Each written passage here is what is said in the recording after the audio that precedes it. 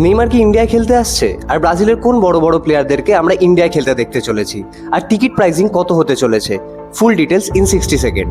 3রা October 2026 Salt Lake স্টেডিয়ামে Brazil versus ইন্ডিয়ার একটা ইন্টারন্যাশনাল ফুটবল ফ্রেন্ডলি ম্যাচ হতে চলেছে, যেটা ইন্ডিয়ার অর্গানাইজ করা বড় ইভেন্টগুলোর মধ্যে একটি।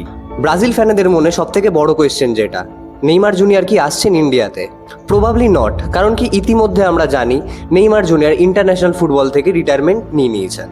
কিন্তু এতে কষ্ট পাওয়ার কোনো কারণ নেই, কারণ কি কার্লো অ্যাঞ্জেলোতি যদি তার ফুল পোটেনশিয়াল টিম নিয়ে ইন্ডিয়াতে আসেন, তাহলে আমরা দেখতে পেতে পারি Vinicius Junior, Rodrigo, Endrick, Raphinha, Alisson বেকারের মতো অনেক বড় বড় প্লেয়ারদের। ফ্যানেদের মনে একটাই কোয়েশ্চেন, টিকিট প্রাইসিং কত হতে পারে? এখনো অফিসিয়াল কোনো অ্যানাউন্সমেন্ট আসেনি টিকিট প্রাইসিং নিয়ে, কিন্তু যা মনে হচ্ছে টিকিট থাকবে 1000 থেকে 10,000 প্লাস অবধি। যখনই অফিসিয়াল অ্যানাউন্সমেন্ট হবে টিকিট প্রাইসিং নিয়ে, আপনারা এই পেজেই পেয়ে যাবেন ফুল ডিটেলস। তাই এখনই ফলো করে রাখুন আমার এই পেজটা। এখানেই ফুটবল দুনিয়ার সব রকম তথ্য আপনি সহজেই পেয়ে যাবেন। আর 3রা অক্টোবর আপনি কাকে সাপোর্ট করছেন, ইন্ডিয়া না ব্রাজিল? কমেন্টে জানান।